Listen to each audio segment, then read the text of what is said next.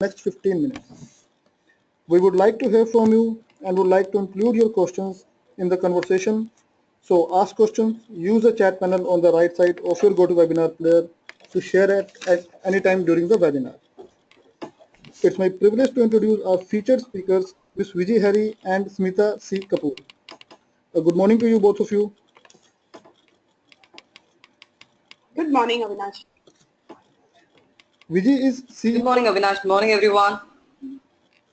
Vijay is CEO and co-founder of CalpHR, a human resource consultancy firm, and specializes in setting up governance model, prevention and redressal communities for anti-sexual harassment in the corporate world. She has authored a book on topic BBC, Behind Closed Cubicles. Samita Kapoor is co-founder of CalpHR with 19 years of overall experience and around 8 years of experience on anti-sexual harassment at workplace. She has consulted over 40 organizations in this space and provided solutions for their anti-sexual harassment needs. Over to you, Vijay and Smita. Thank you, everybody. This is Smita Kapoor, and I'm really glad to be on this session today. So what we have been thinking about is what is the topic that we should be discussing on anti-sexual harassment at workplace. It's been 3 years since the law has come up. So what we thought best is get the real life cases that we have been handling over the last 3 years and get it to you to understand what were the best practices out of it. Okay, we at CalpHR constantly strive to educate people on kind of cases we deal with.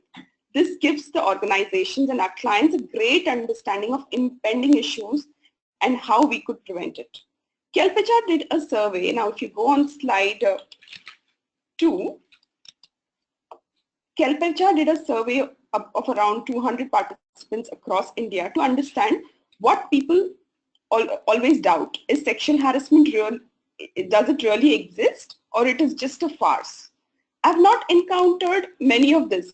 It's something that I and Vijay constantly keep hearing. This comes from some of our clients. Okay, they keep saying that is it really there, or people just make out of it?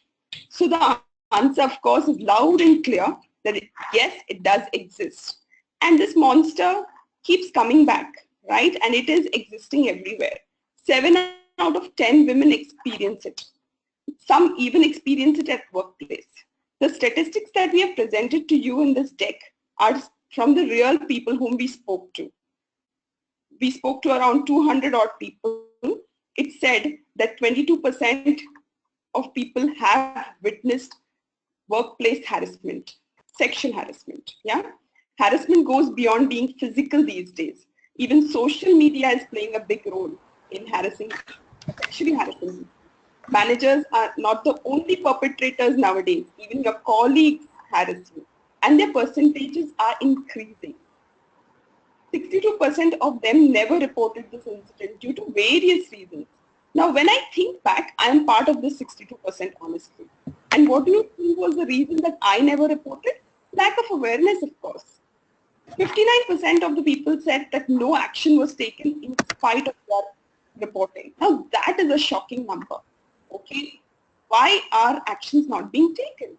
There could be many reasons, because I guess many of the organizations are yet to get compliant, yet to get there, or they are protecting their best employees. There are many such reasons why actions couldn't have been taken.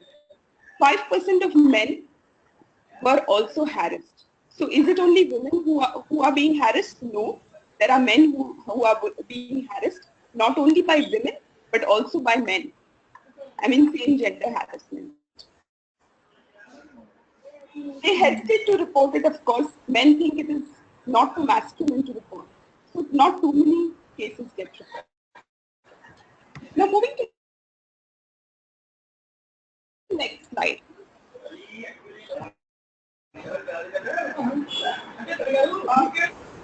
There is a background noise. Can somebody stop it, please? Or go on mute? If somebody is on the road or something, put yourself on mute, please. Now, next slide is about how HR folks and IC folks, whoever have joined today, know that why did we get this law? We got this law because of the two horrible incidents which happened in Indian history,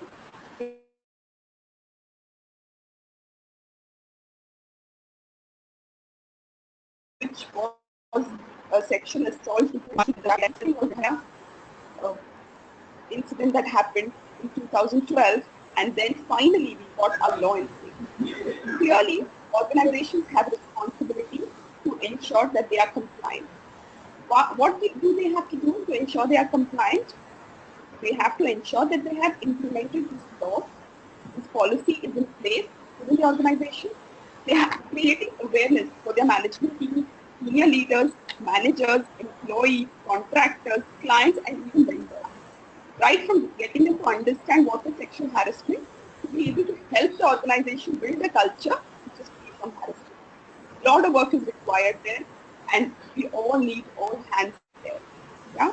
Ensuring formation of IC is another very important task that organizations have to comply with. They have to pick up the right people who are on their IC.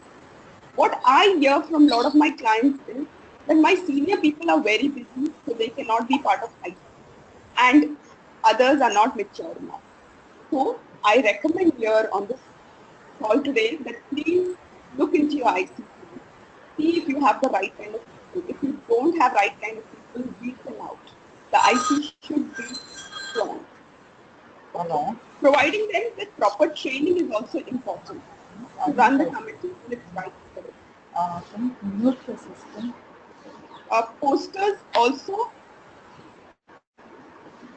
form an important component to the awareness as it tells the outsiders about your compliance, what is expected from the law perspective and what they can expect from the organization. Very clearly, because where do vendors and clients first come? They come to your reception, and when they are there, what do they see? They get to see the posters, which has to be very loud and clear and giving the important aspect of this work.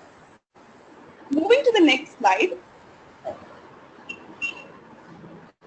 Vijay and I collated around 6 cases which we applied over last year.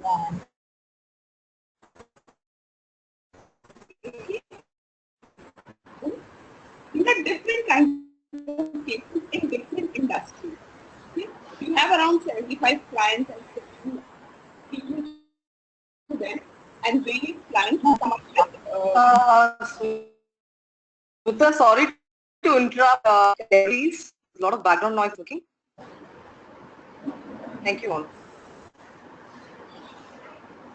Thank you, Vijay. Now, in the first case presented on the slide is a short transcript of an actual complaint that we received. We have changed the name, of course, for the sake of maintaining confidentiality. Now, this happened typically in a BPO scenario where a new joiner was smitten by his team coach. Now, her complaint said this. She wrote to the Posh team, I work as a team coach with Titanic project, and I had this new joiner, Shan, reporting to me. He has been harassing me since a couple of months now.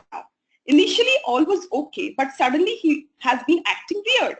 He comes to my house uninvited. In lunch break, he insists that I have lunch with him, else he will create a ruckus. Initially, I thought he was young, directionless boy and I can handle him. But now he seems to be unmanageable. Please let me know how to go about it.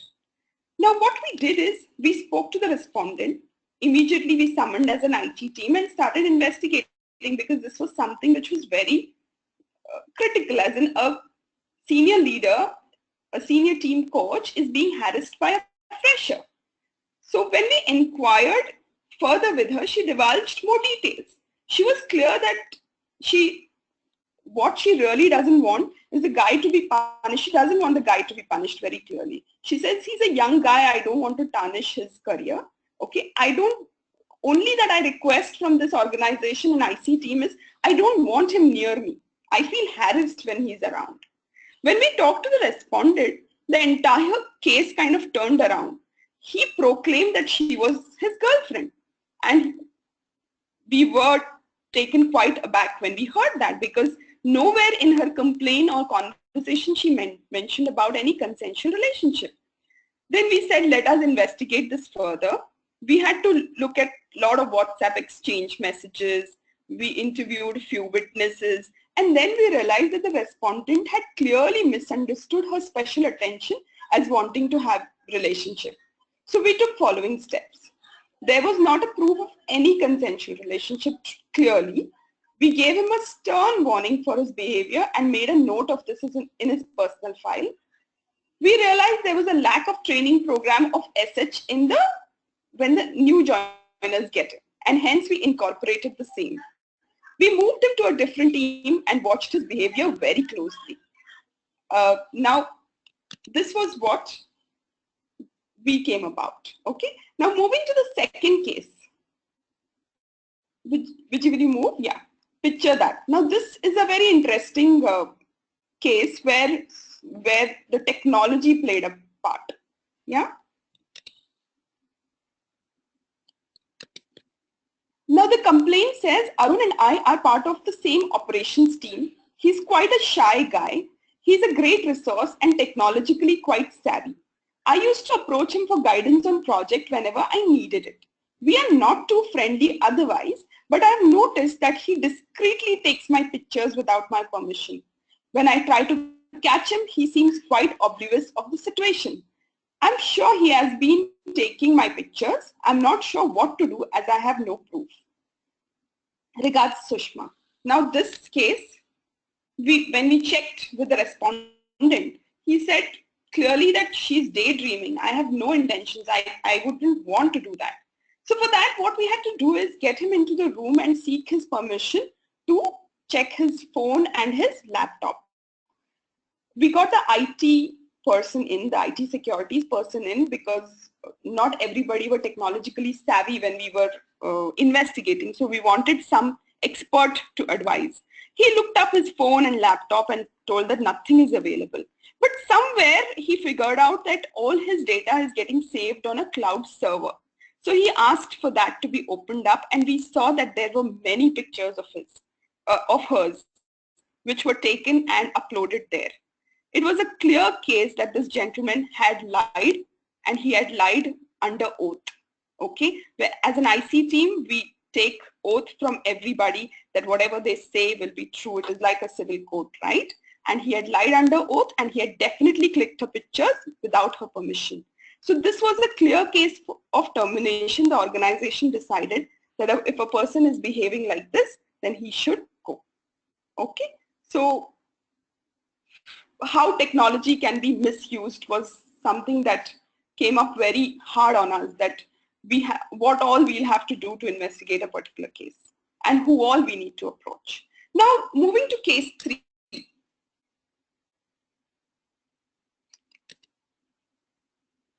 Case 3 is about that we did not have anyone who could report. So no victim was coming forward to report this case. But an HR person was hearing a lot of noise about a person's behavior. She thought it would be in best interest to seek advice from IC team. That's why she wrote to them. Now, this was her query. Okay, she said, I am part of an HR department. This one employee's behavior in sales team has been bothering me. While we share a great relationship, but I am sure others too are feeling harassed because of his behavior. He is an over-friendly guy and has a habit of over-complimenting and touching people. I'm not sure if I can call it inappropriate. He has this habit of a long handshake. He could come from behind and would pat a lady's back. While some of these things he does with me too, but I'm okay as he's a good friend. But I see many women are uncomfortable. I have spoken to him and asked him to be careful. He promises to be, but doesn't adhere to. I have asked women who have talked to me to report it, but they are not doing so. They say it will spoil his career and he's a nice guy. I thought I should get this to your notice. Please advise. Now, this was a very case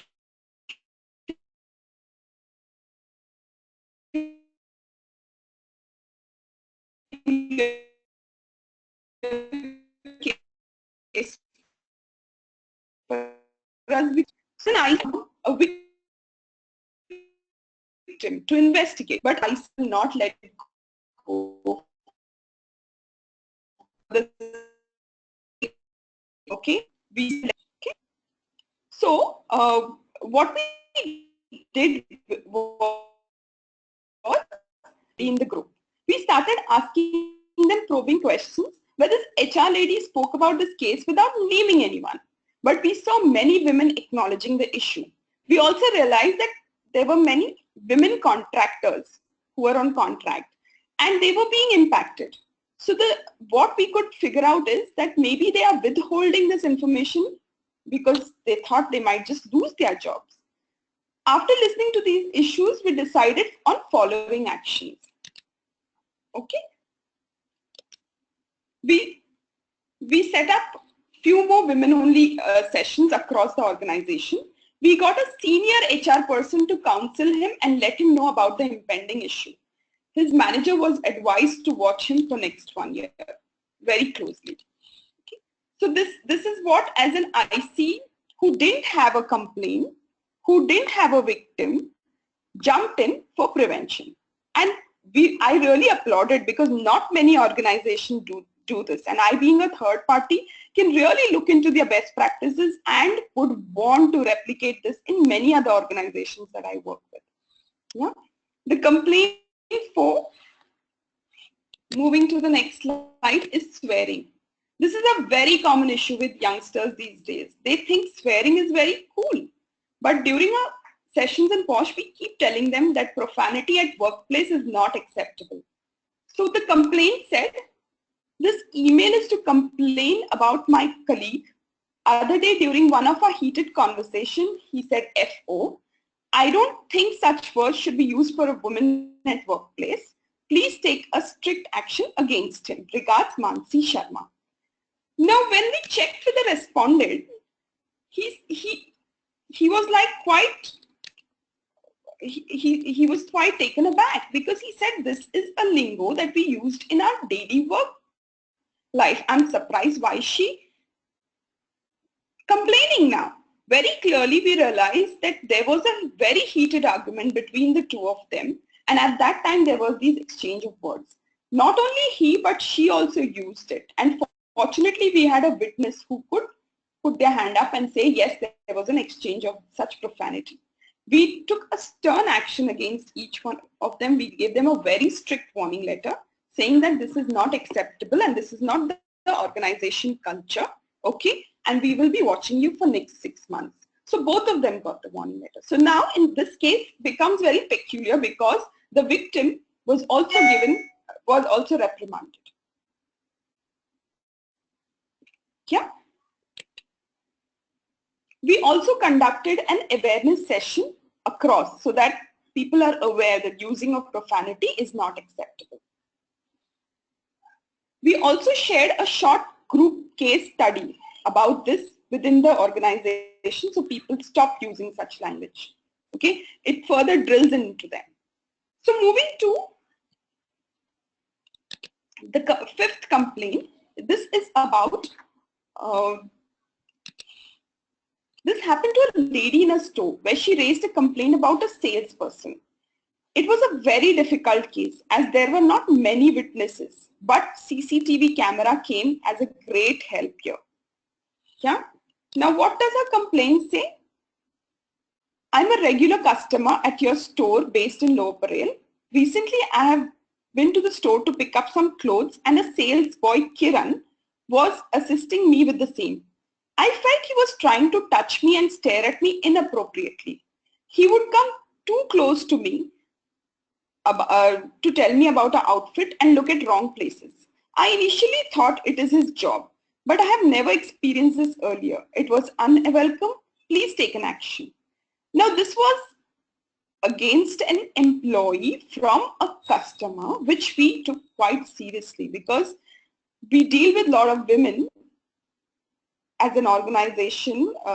They deal with a lot of women and it is not acceptable for anybody to behave like this. Okay, so when we checked with respondent, the respondent said that the lady was shopping alone and it was late in the evening and there were no women staff because women staff had left by 8:30 and she came later. So I was just being nice to her and helping her shop, giving her my feedback. She didn't object at that point of time, and I'm surprised that why is she complaining now. So what happens many a times, these kind of things are, borderline issues where people do not know whether it is an harassment or are they harassing, okay?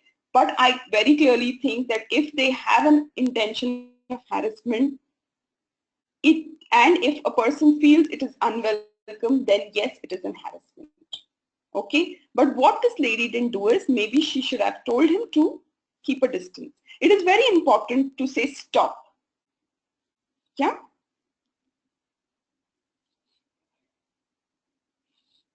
So clearly this came up.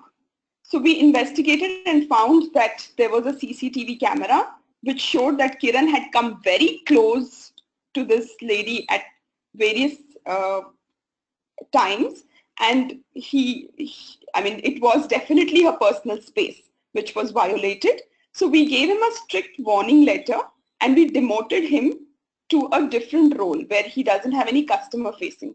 Again, at this stage, there was a debate whether we should terminate his services.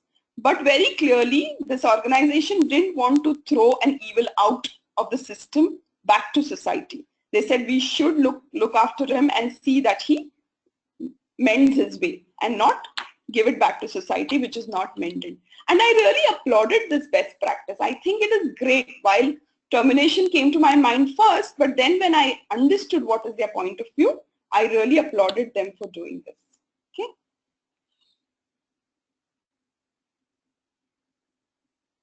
Okay. Now moving to the last case.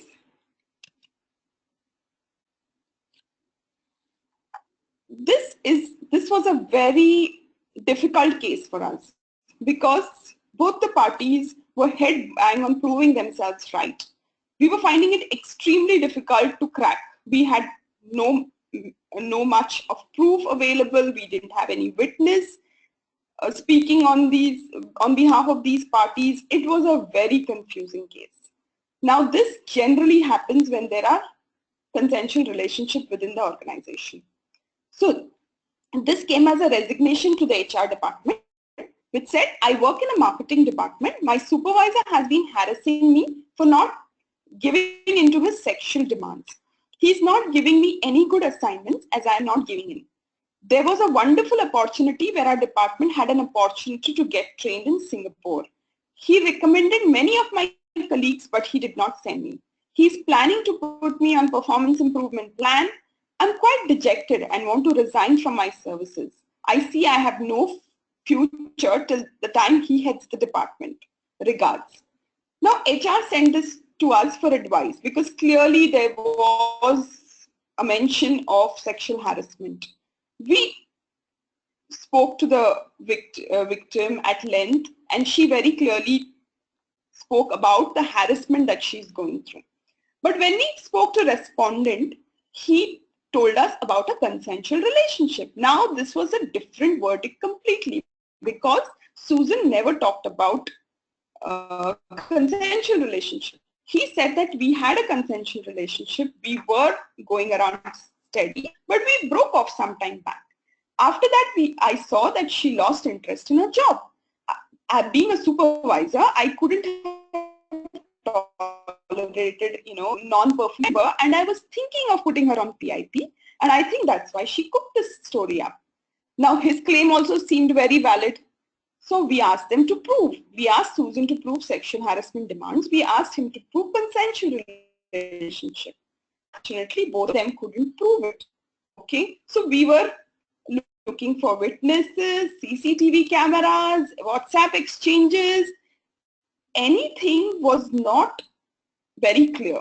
Everything was very hazy. So we could not point out and say that he was wrong or she was wrong. So what we decided as an organization is that we will have to close this case as not proved. Yeah, and we gave Raj a very strict note that if he's in a consensual relationship with his one down, he had to notify the organization. And there is no mention, though there is nothing that something like a dating policy within the organization, but if you're in relationship with your one down, you have to definitely let the organization know, because that could sway her performance feedback and could give her, it could work this way or that. They have to be very sensitive about such relationship. So we had to close this case saying that we could not prove it. Susan decided to still move on. So we let her go amicably and close this case.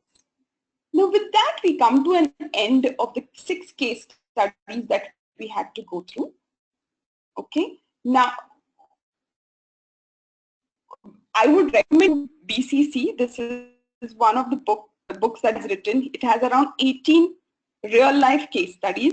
A wonderful read, my favorite. Yeah. So go through it. After every chapter, there are the do's and don'ts for the managers, for the IC team, for the organization, for employees as well. So you'll get to know on which account you have been right and which account you have not been right. So go through this, you'll get more case studies. And please subscribe to our KelpHR website. We keep sharing a lot of inputs, a lot of blogs. And thank you really. I think I wound up really quick within half an hour. So we have half an hour of time for question answers. Would be really helpful. I mean, throwing your questions would be really happy to answer. I have Vijay with me, who's the author of this book also, who will be happy to answer all your questions. Thank you.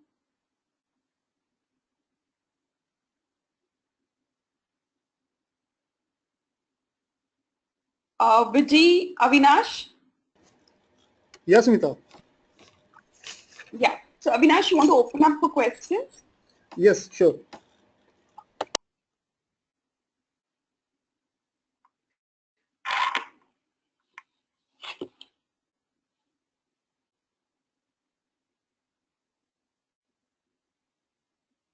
Hi, Smita. There's a question by Mr. Mukul Rustogi, and he asked if there is the law that state there has to be ICC and also LCC, that is Local Complaint Committee. Can you elaborate a bit more in LCC? So primarily, all organizations which have 10 or more employees should have ICC. Now it is called IC. Earlier it was called ICC, that is Internal Complaints Committee. Now government has realized that ICC is only for redressal because it sounds like a complaints committee. So they want to add more responsibility to this committee. So they like responsibility of prevention and prohibition. So they have termed it as internal committee. Likewise, for organizations which have less than 10 employees, they have the district officers have come up with LCC, that is Local Complaints Committee, in each and every district across India. There is a list that we have which are available. We can share with you all where all these complaints can be handled by LC, Local Complaints Committee.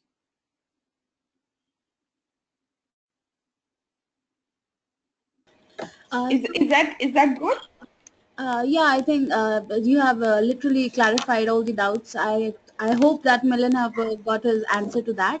So there is another question by Milan Desai, wherein he have asked, what should we do when the resources are very critical for the project he is on, and it gets involved in such cases? It's not about compromising the values, but let's not forget that it does loss to business as well.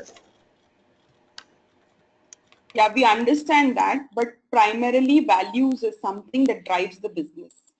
If you don't have right kind of people, it is like letting Dawood Ibrahim be the prime minister of the company, the prime minister of the country. Is it okay? I mean, how can you have a thief or a smuggler be prime minister of the organization? The prime minister position is very critical. Correct? So we can't come up with these kind of justification. I have had many cases where managers are trying to protect their key employees, but we put our foot down, and that's why the IC is formed, which is unbiased. They say performance is a different parameter, and trust me, most of the high performers are generally involved in such cases because they think that that the organization will not touch me because I am the best performer here, so I can go gallivanting, I can do whatever I want. So we have to at least make one such strong decision should be taken to give a strong message entire organization that this is not acceptable. Yeah. Thank you so much. And there's another question by Pradeep Pani, wherein he's asking, in case 2, do you consider clicking pictures without permission as sexual harassment, or on what basis the employer was terminated? So there were 2 instances. Yes, clicking pictures without permission. I mean, he was discreetly doing it without her permission. It is sexual harassment. Yes. Okay. Looking at somebody inappropriately is sexual harassment. Staring at somebody is sexual harassment. Yes, these are all sexual harassment. Any behavior which is unwelcome is sexual harassment. So the impact or the intent of the person is not valid, but the impact is valid. The lady was impacted. She was thinking that somebody is continuously clicking her pictures. She was getting harassed. And secondly, why he was terminated was because he lied under oath. When you come for an inquiry, IC has civil court authorities. You have to take an oath that whatever you say will be true to your knowledge, right? After signing that declaration, he lied. It was more severe. Okay, we had to terminate his case. Thanks, Smita. I think Pradeep got his answer. Just to add, just to add a thing over there, Vijay here. Any picture, whether clicked by me or not, if my image is present in that picture, by default, by the law, the intellectual property law, the rights goes to that individual in the picture. So the same thing applies when we click pictures, when we are traveling, when we click pictures of strangers. We cannot click without their permission. So that same thing applies here. Okay, thank you, Vijay. So now there's another question by Purushothaman, wherein he's asking, how do you from POSH committee, and what is the role of social worker in the committee? Should the social worker should be internal or external? Very clearly, IC formulation says that you should have a third party. Now that third party could be a social worker, could be somebody from NGO, somebody who has knowledge about this law, or somebody who has worked in this case. So it is not necessarily a social worker. It could be a third party who is not receiving salary from that organization. Primarily, the role of this person is to be unbiased to the committee. Because when an IC is formed and all the employees are internal, this external person will get his or her unbiased view to the table, which is very important. Sometimes the cases are against the chairperson or the owner of the organization. At that time, the remaining IC team could get swayed, but that time this third party has to step in and strike that balance. So the role of this third party is very, very important. That's why government has ensured that it is mandatory that an external person should be part of this should be part of the IC. And there have been cases that's gone to high courts where if appealed further, which goes to the court, there the judgment has been given that the case report without a third party stands invalid and has been dismissed. So a case has to be having the third party while doing the investigation. Okay, Vijay, thank you. There's another question by Mr. Raj Reddy, wherein he's asking, does all firms have IC established, and who tracks it?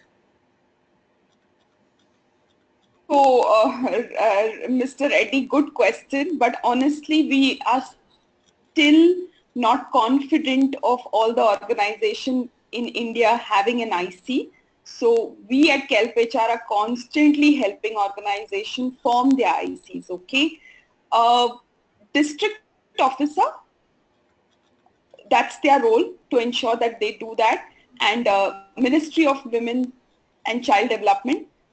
These organizations or committees are looking after the organization and ensuring, seeking clarification. In fact, the annual returns has to be filed with the district officer about the working of IC and what have they done. So soon, I guess, there will be penalties for not being compliant. In fact, in Mumbai, I hear that people have started getting inquiries as in have they formed IC, okay? And I see a lot of people now ensuring that they are compliant, but we still have a long way to go is what I see clearly. Thank you so much. Did you want to add anything on? Yeah, that is the awareness level since the Act came in 2013. The awareness level has been increasing and a lot of people have been speaking or taking to media. So at least the organizations are gearing to be compliant with the entire Act. Otherwise, they risk their brand image and employee morale as well. So a lot of people are gearing up. There are still some lags here and there, but hopefully it will be much better in the last 1 or 2 years. We'll see the awareness increasing. Now, if you go to Tehelka case, they clearly didn't have an IC. That's why it was blown out of proportion, right? If they had IC then, I'm sure it would have been a very different ballgame and it wouldn't have been blown out of proportion and it could have been controlled. A third party, unbiased third party could have stepped in. So all this didn't happen. So if it doesn't happen, then of course the media is all trying to have these negative news floated across. Okay, thank you so much for that. And now we have a question by Sunil Kumar Yogesh, wherein he is asking, how do you handle such cases where the harassment is over phone and there are no evidences of, any recording as such? So, Sunil, very good question. But nowadays, you know that technology is at high. So if somebody is telling us that there has been, she's being harassed over the phone, so there are tracking or recording devices which are available, which we ask them to use.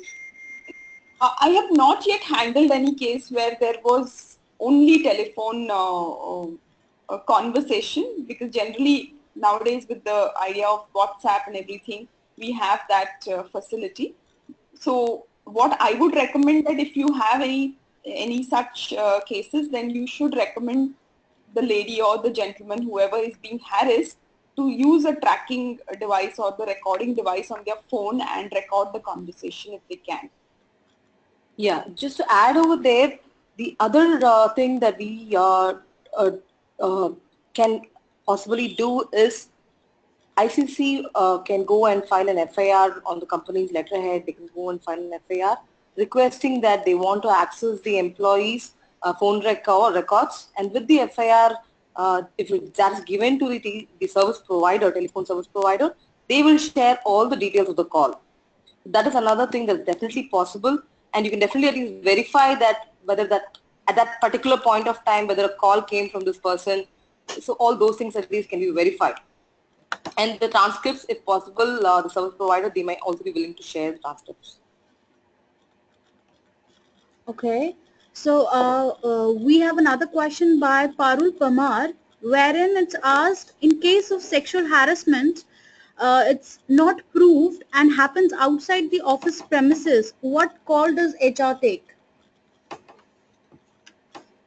There are two things he's asking. One, it is not proved, and second, if it happens outside of workspace. So not necessarily everything that happens outside of workplace is not proved. There could be proof, there could be witnesses, there could be a third party witness who's not part of your organization. So we can actually speak to those people also. Okay. So if you get a proof of SH which has happened outside of workplace and it is proved, okay, you can convict. Now there are cases, many cases. In fact, out of 10, at least 4 to 5, we do not get proofs. We do not get right proofs. So we have to close it amicably. We ensure that there is no direct relationship going forward between the victim and the respondent.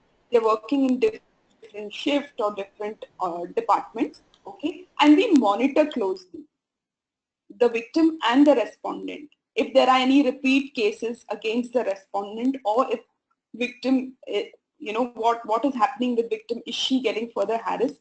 So we watch over her. That is what the IC does it in hand with the HR team and the management. So we closely work that way. Okay, we have to close it saying that no proof is being found.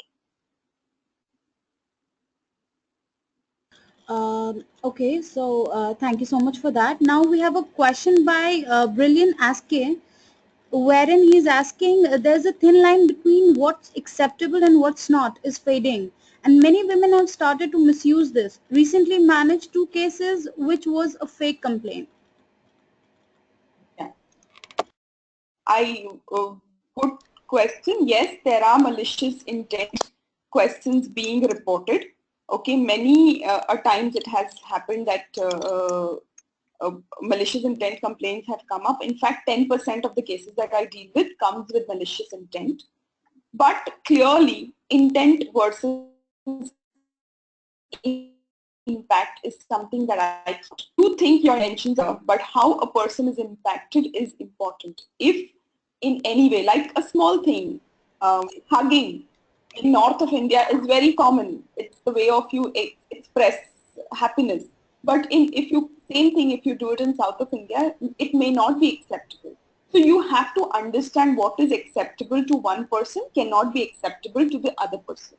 Okay, so we have to work on those principles of natural justice also. So intent versus impact, natural justice, all these, considering all this, IC should be fair and should not sway saying that this is because she was confused what is sexual harassment. I'll give you an example, or the example that I shared about the fashion store. Okay, it has happened, and at that point of time that lady was contemplating whether she is getting confused by his intent, but she was getting impacted, right? I mean, he was looking at her appropriately. For all he was looking at her dress.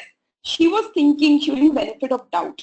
But women have this, sixth sense, you can call it. They get uncomfortable if the vibes are not right. So please, when you are in IC and overlooking such cases, ensure that you look at it without any passion attached to men or women, very without getting swayed by the victim or by the respondent.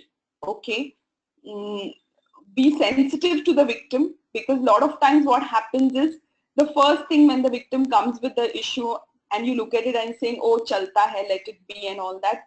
Please don't say that, because the victim has lost its trust on IC. Or do not give your comments like, oh, this guy, I knew this kind of case will come against him. So we have to be very sensitive as an IC when we are dealing with cases. But I do not refute your thought that there are malicious intent cases, but we have to be very sensitive when we are dealing with this.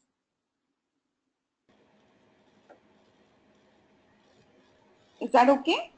Yeah, I guess that was pretty much very clear. Now we have a question by Adit Joshi, wherein he asked, how do you safeguard against malicious complaint against the male employee? I mean, like, what are his rights? If he is proved that the complaint has been made with malice in mind, what legal sources can he resort to? So the IC has the powers to punish the lady who has come up with malicious intent. It can be severely dealt as the IC would deal with the respondent if he is found guilty. Same, likewise, they can deal with the person who has complained with malicious intent. So IC has all the rights to do it. But if they are not happy or not confident on IC, then definitely they can approach the legal sources that go to police and file a complaint. But I think IC should step in, and I mean, that is what we do as an IC. I mean, the organizations that we consult, we ensure that if it has come through malicious intent, like if you see one of the cases that we talked about, where both the man and the woman used profanity. They both exchanged wrong language, right? And what we did was not only punish the man, but we also punished the woman. And we gave her a strict warning because she didn't talk about her usage of the same language. She only talked about his.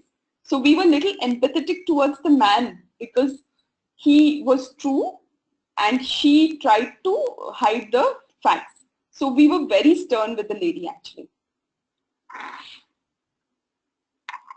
Okay, thank you so much. And there's another question by Smruti Sinha, wherein she's asking, how do you know for any given case you should ask for witness to testify? What if the witness is a friend of the respondent or victim and thus is not neutral? So there are instances when we find friends of the victim or the respondent. So first of all, very clearly when anybody is coming, either the respondent or the victim or the witness is coming into your room, the IC room you lock yourself into, right? You have to explain them the consequences of speaking wrong or saying anything which is false, and get them to sign a declaration which says that whatever they have said is true to their knowledge. Explain to them about the civil court right that you have as an IC. Because a lot of people think this is my organization, I can lie to them or get away with it. Okay, or I'm just a witness, so I'm not going to speak. I'm going to speak in favor of this one or that one and I'll get away. But let them know what are the consequences if they get swayed. Tell them to be true to their knowledge. By creating that ambience or atmosphere, you have got witness on your side. They are not on victim side or on respondent side. I see clearly they are on your side and they want to help you resolve the case. But many a times, because of human nature tendency, they do get swayed towards their friends, and you will have to look up the relationship of people also and look for more witnesses who are more neutral. So we have done in cases where we think that maybe the witness is getting swayed this way or that way, we look up for more witnesses and we wouldn't consider the witness statements of the earlier one, and we would look for more proofs or evidences. No, that is how we manage it. And just to add, so typically when people are under oath, so we tell them the clear consequences they found lying and all these things. So typically the witnesses, they get scared when we do the oath part, ask them to sign the NDA. So not many would go against being malicious, but give the facts. So following the process and the procedures and having the right templates around really helps in quickly closing the case without getting deviated. Okay. Yeah. So I have another question. Someone has written to me directly. Preeti has written to me directly saying she was not able to get it across to you. So there are two questions to it. One is, what if there is a repeat offender? What should be the IC stand in that case, given that the person calling female colleagues while drunk? Is it okay to terminate? So in case of repeat offense, see, when the first warning is given, so we clearly mention what will be the consequences if it's repeated. So that is what should have gone in the first warning letter itself. And if it's repeating again, then definitely, depending on the severity, you should go and take action, because we need to set a clear message to the other employees as well. Otherwise, everyone will take it for granted. So that is part one. And moving on to part two of the question, if the female has raised a complaint with IC, the IC met her and requested to send a detailed complaint with specific instances. We send the first order sheet. However, post first meeting, the girl refuses to acknowledge or speak with any further on the matter. We send multiple reminders over the mail and otherwise, and also try to speak with her directly, but she refused to take this case forward. So in this particular case, the complainant, either the complainant should at least say whether the case can be closed, whether she's withdrawing the case. This is as good as withdrawing the case, right? So very clearly, there are two things. One, if the complainant is not, it is like a civil court proceeding where you send notice of hearing. When the complainant is not responding, you can mark the case as closed. After 3 times, 3 notice of hearing is sent. And if it is from the respondent side, when 3 consecutive notices are sent, and the respondent does not turn up, you go and give the judgment ex parte, that is in the absence of the person. So that is what happens when either the complainant or the respondent does not turn up. Yeah. Over to you, Meenal. Okay, so there is another question by Lakshman Kodupaka, wherein he's asking, how do you deal with situations, where women at work is putting her boss or peer under posh due to organizational politics?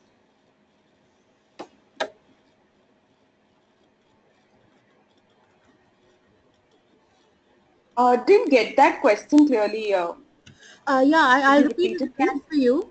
The question says, how do you deal with situations where women at work is putting her boss or peer under posh due to organizational politics? Is it malice intent? Is it malicious in intent? She has put it because of that? Or see clearly, if there is no sexual harassment and she has complained, that means it is malicious intent. So it should be dealt with malicious intent. Now, just because there are some office politics and you can't assume that she's doing it because of that. I recommend a thorough investigation to figure out why has somebody complained. Trust me, it is very difficult for a woman to walk up to IC or HR and tell them that what are they going through. Okay, even we didn't do it in past. Now that we know the subject, we are becoming open and we are coaching our young generation to come forward and complain, right? So it takes a lot turmoil mentally to walk up and make that complaint. If she has made a complaint, then please investigate. Do not pass a judgment before investigating, saying that this is because of office politics. Now, I'm also at the same breath saying that it could be malicious intent, but investigation is important. Yeah, so that's my take on the question. Okay. So I think you did pretty good justice to the question. Now we have another question by Miss Sunita Gupta, wherein she have asked that she's leading posh, but at times people come back with really small issues and report it as harassment. So should females first try to solve the problem on their own by informing the respondent about her disinterest? Very good question, lady. That is exactly what the awareness is all about. Now, that's why we create awareness across. We train our employees that how do you handle sexual harassment at workplace. The first step is say no, a loud no, okay? And if still the person is not backing off, that is when you have to go to IC team. You can also go to IC team when you're confused, okay, for seeking advice. But what we train them across is first you step up and say, do not do it. Because if you look up the survey that we have on our website, many a time people don't even say that they are uncomfortable. Like in one of our case studies where this lady walked up to the store, she didn't tell the sales guy that she was uncomfortable by his closeness. Maybe he would have backed off at that time. But she didn't say, and he was quite enjoying it, right? So very importantly, we have to train our employees to put our foot down and say no. Is it good? Yeah, I think it should do. And now we have another question by Krishnan M, wherein is asking that he have organization branches, across India. So is it necessary to have every location at least one designated ICC member locally? See, it is a great thing to have. As per law, they mandate that every location should have an IC. But the organizations I'm consulting, they have sometimes 4 or 5 members as employees in each and every location. So it gets very difficult for them to have an IC for that particular location.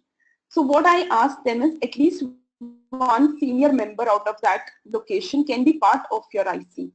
Because that location, if they have any question, there should be an ambassador to whom they can walk up and resolve it, right? Rather than always marking the question to the head office IC, correct? So I recommend that they should have at least one member, but sometimes it's extremely difficult administratively. Then they can have a region-wise, like Western region, Northern region, Eastern region, and Southern region, Central. So they make out their own sections and figure out how they can have their ICs. So it has to be discussed, debated, and figure out what works well for them administratively and come up with it. Okay, then we have another question by Rohan Visa, wherein he have asked that, harassment and sexual harassment are two different things, but one male employee feeling harassed by another male supervisor, will it come under the ambit of IC? Sexual harassment will come under ambit of IC. Now this is male to male. So it depends on what kind of policy you have incorporated within the organization.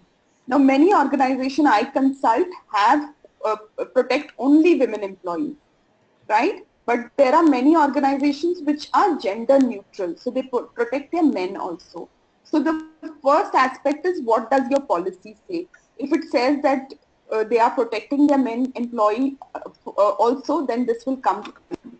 Second thing that they have to check is whether it is sexual harassment. There is a whole lot of confusion amongst employees as in what is harassment and what is sexual harassment. So training, an awareness program on what is sexual harassment should be done for all employees to help them identify. Even the manager should go through that program so they know when an employee comes in and tells them about something, they know that this is harassment or sexual harassment. Okay, anything with a connotation of sexual harassment should be managed by IC. Anything without a sexual connotation should be managed by the workplace harassment committee if you have one, or can be managed by the HR teams.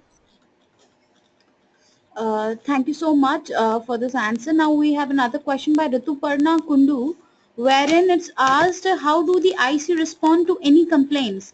Like, what are the mindset that they should have as they are dealing with, people? Rituparna, it's a really long answer, but I will try to shorten it for you because we are at 11:58.